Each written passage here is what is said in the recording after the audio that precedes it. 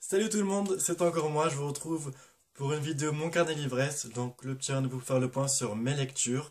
Donc je vais vous présenter 4 lectures passées, 2 lectures en cours et une lecture future.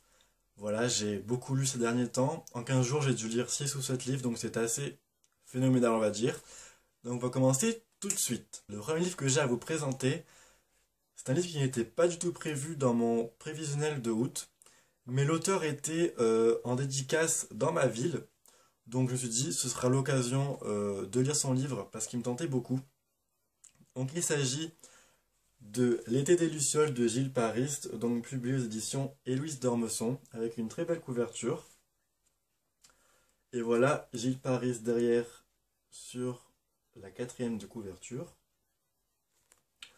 Donc j'ai beaucoup aimé ce roman. Voilà, je lui ai mis 7,5 ou 8 sur 10 je crois. Donc c'est une très bonne note. J'ai beaucoup aimé découvrir l'histoire qu'écrit Gilles Paris. Il écrit d'une manière vraiment touchante. Voilà, on est du point de vue d'un jeune garçon de 9 ans qui s'appelle Victor. Et on va le suivre au cours de ses péripéties, au cours de ses aventures, dans les vacances qu'il a passées au bord de la mer Méditerranée. Voilà.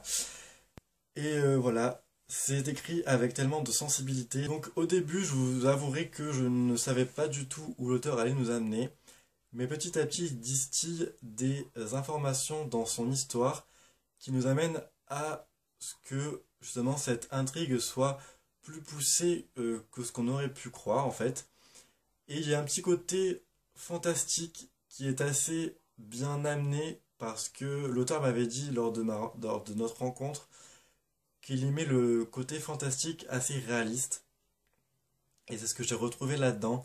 C'est ce qui m'avait intrigué quand j'avais rencontré, c'est ce qui m'avait donné envie de lire le livre tout de suite. C'est même si je me doutais de ce que c'était, j'ai vraiment adoré ce côté fantastique parce qu'il amène aussi un petit côté curiosité au roman. Voilà, c'est très bien écrit, c'est assez prenant comme histoire. On veut découvrir ce qui s'est passé euh, pour le père de Vincent, non Victor, Vincent c'était un autre personnage, donc pour le père de Victor. Puis voilà, c'est des thèmes qui sont abordés comme la famille, l'amour, les relations entre les frères et sœurs, entre les parents et leurs enfants. C'est très bien fait, j'ai adoré et j'ai vraiment hâte de découvrir d'autres livres de Gilles Paris, donc franchement, n'hésitez pas si vous êtes déjà tenté. Ensuite, un livre que j'ai déjà lu. Si je vous dis ça, vous devez sûrement savoir lequel il s'agit. C'était une lecture commune que j'avais organisée sur Facebook. Et j'ai relu donc Nous étoiles contraires de John Green. Je vais aller très vite sur ce livre parce que, voilà, la première fois que j'ai lu, c'était un coup de cœur. C'est toujours un coup de cœur, même si j'ai pas versé ma larme à la fin. Mais voilà, c'est une plume que j'ai adorée, tout comme la première fois. Des personnages toujours attachants. Un thème abordé avec tant d'humilité et tant de simplicité qu'on en oublie vraiment que les personnages sont atteints d'un cancer, tellement on peut parfois rigoler. Et voilà, ce roman c'est un tout, ce roman est un mélange d'explosions, un mélange de sentiments, un mélange de phrases très bien écrites et très bien tournées. J'ai vraiment hâte d'aller voir le film le 20 août, mais je ne peux encore une fois que vous recommander cette lecture si vous ne l'avez pas encore déjà lu. Ensuite, j'ai lu un roman qui me faisait un petit peu peur. C'est un roman que je devais sortir par rapport au challenge avec mon binôme, donc Guillaume.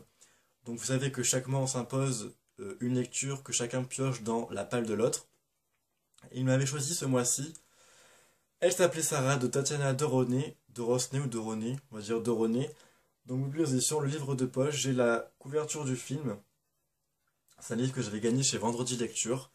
Et franchement, j'ai adoré ce roman. J'avais des a priori concernant le thème abordé, donc c'est le thème des déportations juives au moment de la Seconde Guerre mondiale, donc en 1942, juillet 1942 pour être plus précis.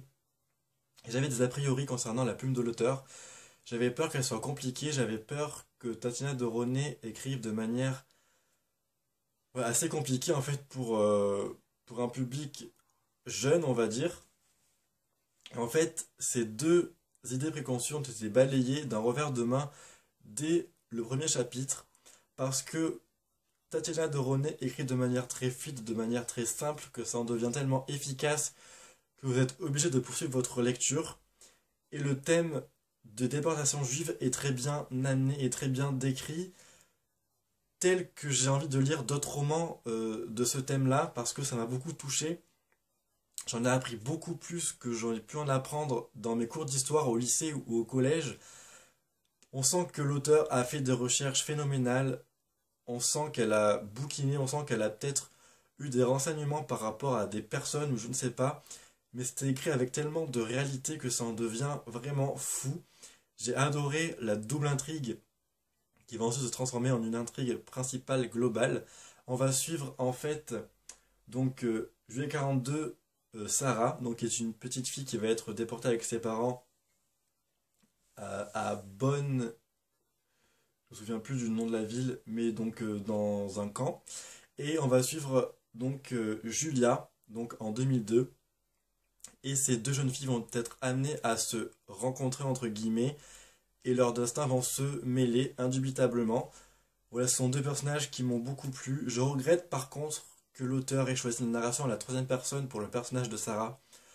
Parce qu'au début, j'ai eu un petit peu de mal à m'attacher à elle, malgré son histoire. Mais après, à force de la connaître et à force de voir mais, toutes les horreurs qu'elle va vivre, franchement, c'est horrible. Je me suis attaché à elle, on ne peut que s'attacher à elle, et franchement, j'ai adoré cette petite fille. Quand la révélation de la fin arrive, franchement, on y croit jusqu'au bout, mais quand la révélation arrive, j'ai eu un pincement au cœur tellement j'aurais voulu, je ne dirais pas quoi, j'aurais tellement voulu, voilà, que ça se passe, mais en fait, pas du tout, et ça m'a franchement peiné parce que j'aurais vraiment. Voilà, je vais m'arrêter là. Et d'un autre côté, on a donc le point de vue de Julia qui est la première personne. Julia qui est une personne américano-française, on va dire, qui a épousé un Français. D'ailleurs, son mari, je l'ai détesté. Voilà, il m'a pas plu du tout, du début à la fin. Et donc, Julia est très attachante. Sa vie prend un tournant majeur quand elle va se plonger dans l'histoire de Sarah. Et voilà, moi j'ai adoré cette double intrigue, cette intrigue après qui va être entre guillemets une course-poursuite pour que cette espèce d'espoir puisse rester. Et on finit sur une touche d'espoir et ça m'a beaucoup plu. L'épilogue m'a vraiment touché, m'a vraiment. C'est tellement bien écrit qu'en fait ça en devient prenant et ça en devient vraiment. J'étais empathique, voilà, j'en perds mes mots tellement cette lecture m'a beaucoup plu. J'ai été empathique par rapport à l'histoire, par rapport au personnage. Là, je ne peux que vous recommander cette pépite, on va dire. Voilà, je ne peux dire que ça.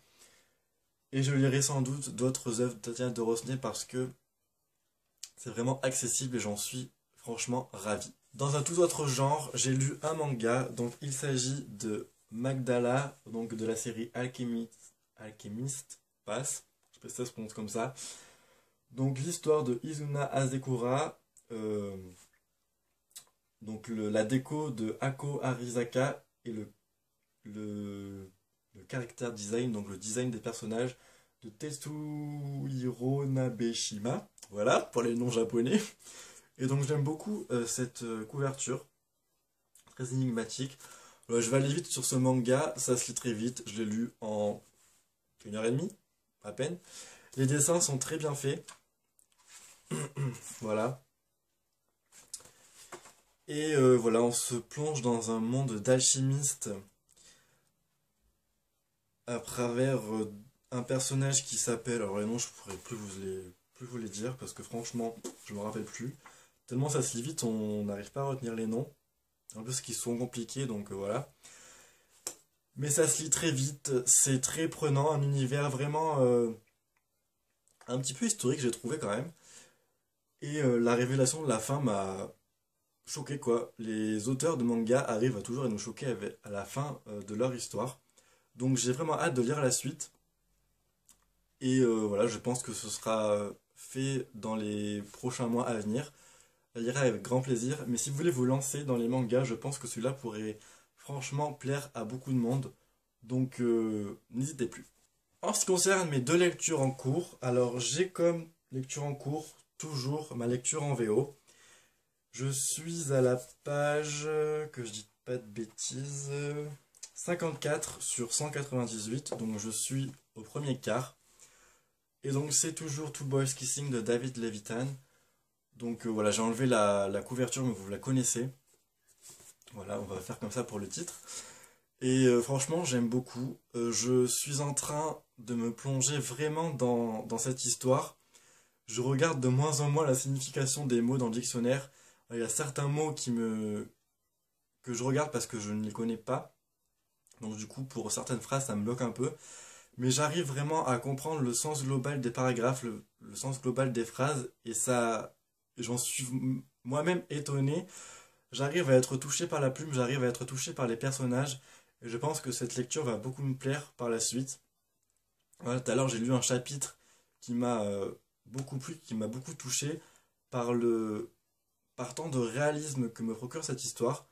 Donc franchement, ça me plaît beaucoup et j'ai hâte de continuer. Ma lecture en cours, version française cette fois-ci, il s'agit du tome 2 de Hunger Games de Suzanne Collins, donc publié aux éditions Pocket Jeunesse. Voilà, j'ai sorti ce tome 2 parce que le tome 1 m'avait beaucoup plu. C'est un plaisir de retrouver l'univers, de retrouver Katniss. Je me rends compte fatalement que ce début du tome 2 a été légèrement modifié par rapport au film. Enfin, pour le film, en tout cas.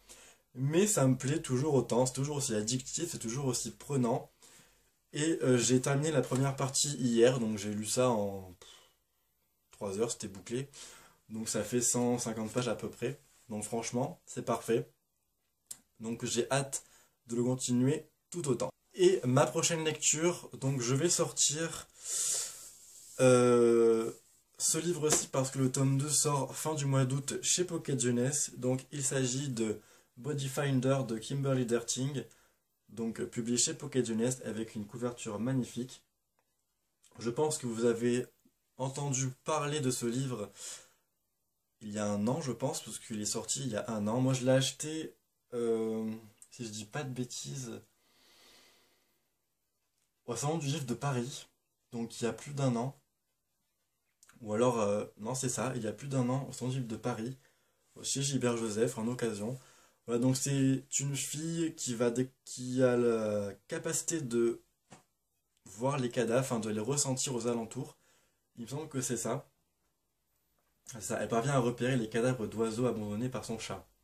Voilà, donc je pense que ça va être un petit peu plus poussé. Je sais que Jordan aime beaucoup cette série, donc Jordan de Wandering World, et que le dernier tome a été une petite déception pour lui, mais bon, on verra bien ce que ça donne. Moi j'ai vraiment hâte de m'y plonger, parce que les couvertures donnent juste trop envie. Voilà. Donc c'en est fini pour cette vidéo, j'espère qu'elle vous aura plu, j'espère que je vous aurai donné envie de lire certains livres. Franchement, tous les livres que j'ai lus, ils ont été topissimes. Donc voilà, j'espère que vous passez de très bonnes vacances, elles sont bientôt finies pour certains. Personnellement, je travaille jusqu'à fin septembre, je prends les cours en octobre, donc ça me permettra d'avoir des sous-sous en plus pour acheter des livres. Je voulais aussi vous dire que vers le 20 août, je pense plus précisément le 23 août, le concours pour les 2 ans du blog va être mis en ligne. Donc il y a un gros concours qui se prépare. Voilà, j'ai des livres de Michel Lafon à vous faire gagner, j'ai un livre de chez Nathan et 2 livres, si je ne me trompe pas, de chez Hachette Black Moon et de l'eau de marque-page. Donc n'hésitez pas à venir sur la page Facebook, à vous abonner au blog pour rester au courant pour le concours. Voilà, je ne peux que vous inciter à venir sur les réseaux sociaux. Voilà, je vous souhaite en tout cas de passer de très bonnes lectures et à très bientôt pour une prochaine vidéo. Bye bye!